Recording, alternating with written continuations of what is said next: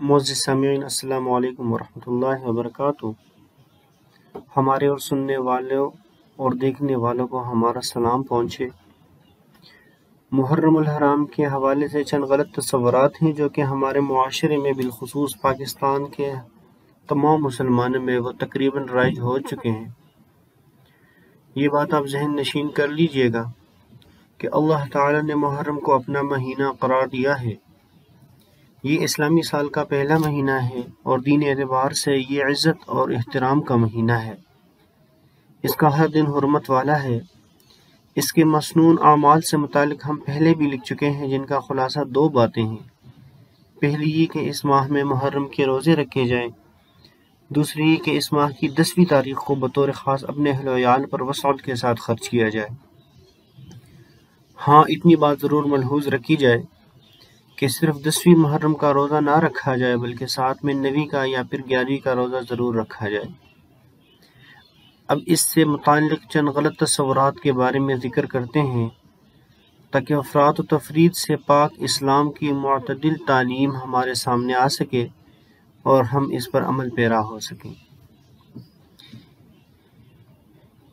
اس میں پہلی جو سب سے ضروری بات ہے وہ یہ ہے کہ من گڑت حدیثیں جو ہیں اس کا پھیلانا۔ ماہ محرم کے شروع ہوتے ہی من گڑت قسم کی احادیث اور باتیں پھیلانا شروع کر دی جاتی ہیں۔ مثلا ایک یہ غلط بات بطور حدیث مبارک کے پھیلائی جاتی ہے جس کا ترجمہ یہ ہے کہ جس نے پہلی محرم سے لے کر 9 محرم تک روزے رکھے، اللہ تعالیٰ اس کے لیے ہوا میں ایک ایسا خیمہ بنائیں گے جو 1 میل چوڑا اور 1 میل لمبا ہوگا اور اس کے 4 دروازے ہوں گے۔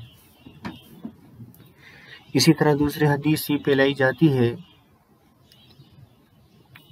جس کا ترجمہ یہ ہے کہ شہادت حسین رضی اللہ تعالی عنہ کے دن یعنی 10ویں محرم کو جو شخص ان کے غم میں روئے گا، قیامت کے دن وہ عزیمت والے رسولوں کے ساتھ ہوگا۔ تو حضرات، آپ اچھی طرح یاد رکھیں کہ مذکورہ والا باتیں قطعاً حدیث نہیں ہے بلکہ کسی نے ان کو رسول اللہ صلی اللہ علیہ وآلہ وسلم کی طرف غلط منسوب کر دیا ہے، اور خود رسول اللہ صلی اللہ علیہ وآلہ وسلم کا واضح فرمان موجود ہے۔ عن ابی ہریرہ رضی اللہ تعالی عنہ عن النبی قال قال رسول اللہ صلی اللہ علیہ وسلم من كذب علی متعمدا فلیتبوأ مقعده من النار۔ یہ صحیح بخاری شریف کی حدیث ہے اور باب ہے اسم من کذب علی النبی، اور یہ حدیث ہے حدیث نمبر 110۔ اس کا ترجمہ یہ ہے کہ حضرت ابو ہریرہ رضی اللہ تعالیٰ عنہ سے روایت ہے کہ رسول اللہ صلی اللہ علیہ وآلہ وسلم نے فرمایا، جو شخص میری طرف جھوٹی نسبت کرے، یعنی جو بات میں نے کہی نہیں یا کی نہیں اس کے کرنے کی نسبت کرے، یا جو بات میں نے کہی ہے یا کام کیا ہے اس کو جھٹلائے، تو وہ شخص اپنا ٹھکانہ جہنم میں بنائے۔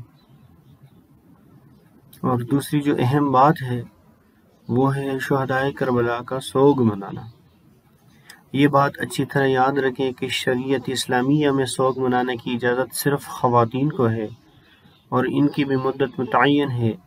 طلاق یافتہ یعنی جسے طلاق بائنہ دی گئی ہو، اس طرح جس خاتون کا شوہر فوت ہو جائے اس کے لیے عدت کے ایام میں سوگ کرنا درست ہے، اور عام رشتہ داروں کی وفات پر صرف 3 دن سوگ کیا جا سکتا ہے، اس سے زیادہ نہیں۔ یعنی اس عرصے میں زیب و زینت اور بناؤ سنگار نہ کریں، خوشبو، سرما، مہندی وغیرہ یہ نہ لگائیں۔ ایسے کپڑے جو خوشی کی تقریبات میں پہننے جاتے ہیں وہ نہ پہنیں۔ باقی نوحہ کرنا، رخسار پیٹنا اور ایسا واویلا کرنا جسے اللہ تعالیٰ کے فیصلے پر حرف آتا ہے، جائز نہیں۔ بہرحال مردوں کے لیے تو کسی صورت میں سوگ کی اجازت نہیں ہے۔ خواتین کو اجازت تو ہے لیکن اس کی بھی حد بندی ہے، جس میں رہتے ہوئے سوگ منانا درست ہے۔ اس شریعت کی قائم کردہ حدود کو پامال کرنا ناجائز ہے۔ اور تیسری جو اہم بات ہے وہ ہے نکاح کا نہ کرنا۔ بہت دکھ کی بات ہے کہ بہت سارے سمجھدار لوگ بھی اس عظیم مہینے کی برکات سے فائدہ نہیں اٹھاتے، بلکہ اس میں شادی بیاہ یہاں تک کہ نکاح جیسا مسنون عمل نہیں کرتے۔ حالانکہ یہ سراسر جہالت والی بات ہے۔ اس مبارک مہینے میں کوئی نیک عمل ایسا نہیں جس کو نہ کیا جا سکے۔ اس موقع پر دو طرح کے طبقات آمنے سامنے آتے ہیں، ایک تو اس میں نکاح کو درست نہیں سمجھتا، جبکہ دوسرا طبقہ اپنی طرف سے سوشل میڈیا پر بے بنیاد قسم کے میسیجز پھیلاتا ہوا نظر آتا ہے۔ ابھی محرم شروع ہونے والا ہے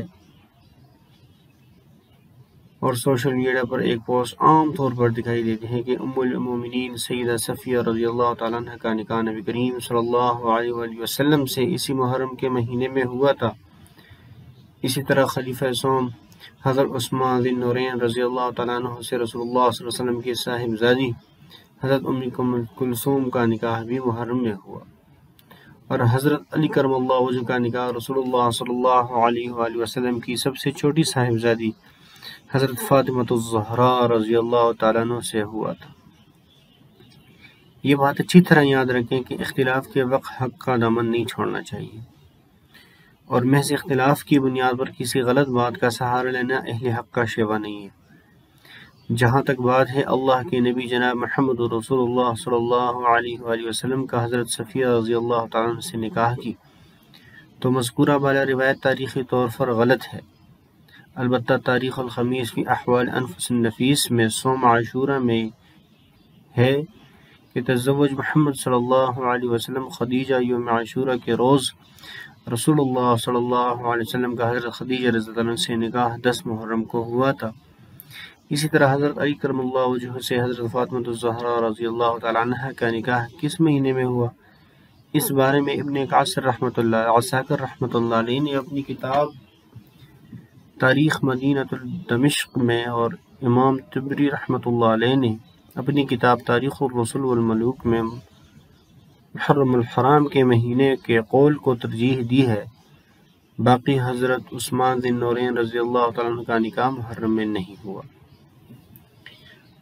اور چوتھی جو بات جو زیادہ تر پھیلائی جاتی ہے کہ شہدائے کربلا کی سبیل، اس موقع پر عام طور پر دودھ، شربت اور ٹھنڈے پانی وغیرہ کی جگہ جگہ سبیلیں لگائی جاتی ہیں جو کہ غیر اللہ کے نام پر ہوتی ہیں۔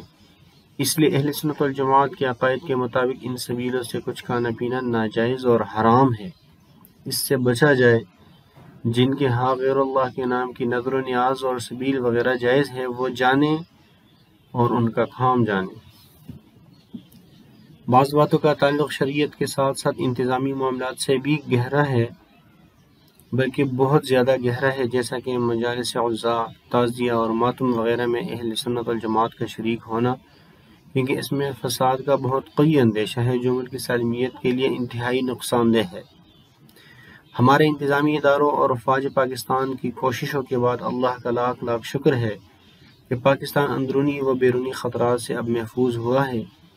اب ہم سب کا فرض بنتا ہے کہ پاکستان کو ممکنہ دہشت گردی کے واقعات سے محفوظ بنانے کی عملی اقدامات کریں، قیام امن اور بقائے باہمی کی کوششوں کو سبوتاژ ہونے سے بچائیں۔ اللہ ہمیں مسنون اعمال کرنے کی اور غلط تصورات سے خود کو بچانے کی توفیق نصیب فرمائے، آمین یا رب العالمین۔ وآخر دعوانا ان الحمد للہ رب العالمین۔ السلام علیکم ورحمۃ اللہ وبرکاتہ۔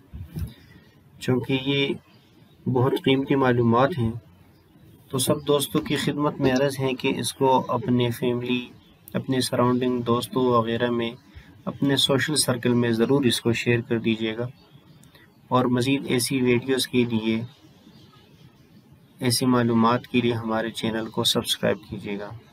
اللہ نگہبان۔